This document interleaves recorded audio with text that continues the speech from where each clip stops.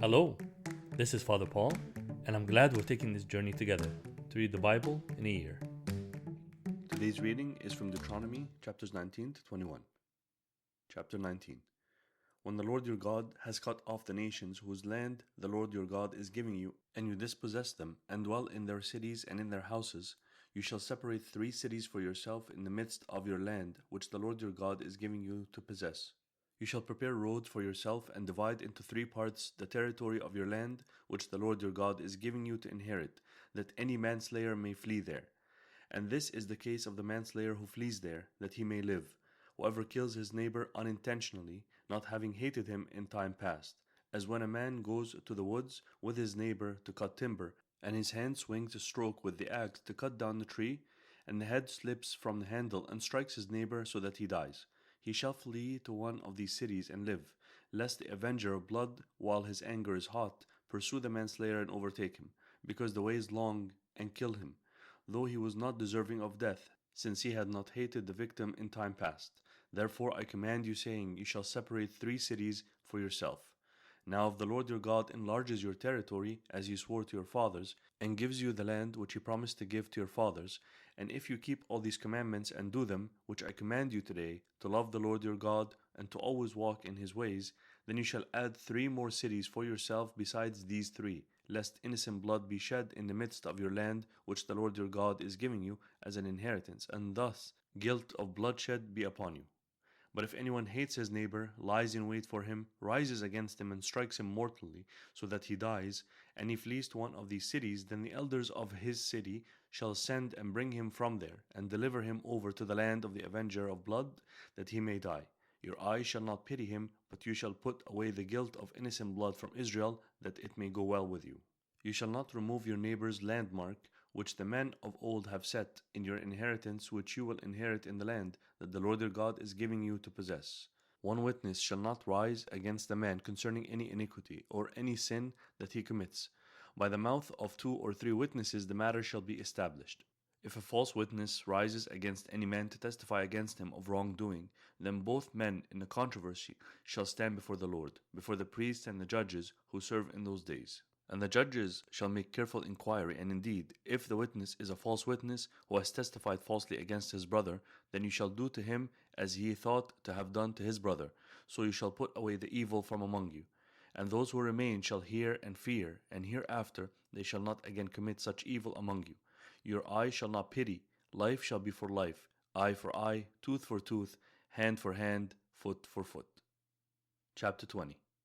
When you go out to battle against your enemies, and see horses and chariots, and people more numerous than you, do not be afraid of them, for the Lord your God is with you, who brought you up from the land of Egypt. So it shall be, when you are on the verge of battle, that the priest shall approach and speak to the people. And he shall say to them, Hear, O Israel, today you are on the verge of battle with your enemies. Do not let your heart faint, do not be afraid, and do not tremble or be terrified because of them. For the Lord your God is he who goes with you to fight for you against your enemies to save you. Then the officers shall speak to the people, saying, What man is there who has built a new house and has not dedicated it? Let him go and return to his house, lest he die in the battle, and another man dedicate it. Also what man is there who has planted a vineyard and has not eaten of it? Let him go and return to his house, lest he die in the battle, and another man eat of it. And what man is there who is betrothed to a woman and has not married her? Let him go and return to his house, lest he die in the battle, and another man marry her. The officers shall speak further to the people and say, What man is there who is fearful and faint-hearted? Let him go and return to his house, lest the heart of his brethren faint like his heart. And so it shall be, when the officers have finished speaking to the people, that they shall make captains of the armies to lead the people. When you go near a city to fight against it, then proclaim an offer of peace to it. And it shall be, that if they accept your offer of peace and open to you, then all the people who are found in it shall be placed under tribute to you and serve you. Now if the city will not make peace with you, but war against you, then you shall besiege it. And when the Lord your God delivers it into your hands, you shall strike every male in it with the edge of the sword. But the women, the little ones, the livestock, and all that is in the city, all its spoil, you shall plunder for yourself. And you shall eat the enemy's plunder, which the Lord your God gives you. Thus you shall do to all the cities which are very far from you, which are not of the cities of these nations. But of the cities of these peoples, which the Lord your God gives you as an inheritance, you shall let nothing that breathes remain alive, but you shall utterly destroy them. The Hittite and the Amorite, and the Canaanite and the Perizzite, and the Hivite and the Jebusite, just as the Lord your God has commanded you, lest they teach you to do according to all their abominations which they have done for their gods, and you sin against the Lord your God. When you besiege a city for a long time while making war against it to take it, you shall not destroy its trees by wielding an axe against them. If you can eat of them, do not cut them down to use in the siege, for the tree of the field is man's food. Only the trees which you know are not trees for food you may destroy and cut down, to build siege works against the city that makes war with you, until it is subdued. Chapter 21. If anyone is found slain lying in the field in the land which the Lord your God is giving you to possess, and it is not known who killed him, then your elders and your judges shall go out and measure the distance from the slain man to the surrounding cities. And it shall be that the elders of the city nearest to the slain man will take a heifer which has not been worked, and which has not pulled with a yoke. The elders of that city shall bring the heifer down to a valley with flowing water, which is neither plowed nor sown, and they shall break the heifer's neck there in the valley. Then the priests, the sons of Levi, shall come near, for the Lord your God has chosen them to minister to him and to bless in the name of the Lord. By their word every controversy and every assault shall be settled. And all the elders of that city, nearest to the slain man, shall wash their hands over the heifer whose neck was broken in the valley. Then they shall answer and say, Our hands have not shed this blood, nor have our eyes seen it.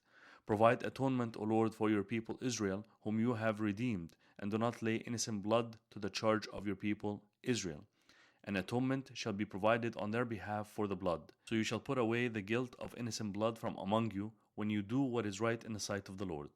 When you go out to war against your enemies, and the Lord your God delivers them into your hand, and you take them captive, and you see among the captives a beautiful woman, and desire her and would take her for your wife, then you shall bring her home to your house, and she shall shave her head and trim her nails. She shall put off the cloth of her captivity, remain in your house, and mourn her father and her mother a full month. After that you may go into her and be her husband, and she shall be your wife. And it shall be, if you have no delight in her, then you shall set her free, but you certainly shall not sell her for money. You shall not treat her brutally, because you have humbled her. If a man has two wives, one loved and the other unloved, and they have borne him children, both the loved and the unloved, and if the firstborn son is of her who is unloved, then it shall be on the day he bequeaths his possessions to his sons, that he must not bestow firstborn status on the son of the loved wife in preference to the son of the unloved, the true firstborn, but he shall acknowledge the son of the unloved wife as the firstborn by giving him a double portion of all that he has, for he is the beginning of his strength. The right of the firstborn is his. If a man has a stubborn and rebellious son, who will not obey the voice of his father or the voice of his mother, and who, when they have chastened him, will not heed them, then his father and his mother shall take hold of him and bring him out to the elders of his city, to the gate of his city. And they shall say to the elders of his city, This son of ours is stubborn and rebellious. He will not obey our voice. He is a glutton and a drunkard. Then all the men of his city shall stone him to death with stones. So you shall put away the evil from among you, and all Israel shall hear and fear. If a man has committed a sin deserving of death, and he is put to death, and you hang him on a tree, his body shall not remain overnight on the tree, but you shall surely bury him that day, so that you do not defile the land which the Lord your God is giving you as an inheritance. For he who is hanged is accursed of God.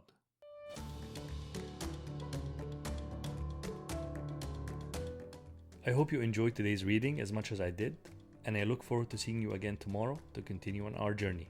God bless you and have a great day.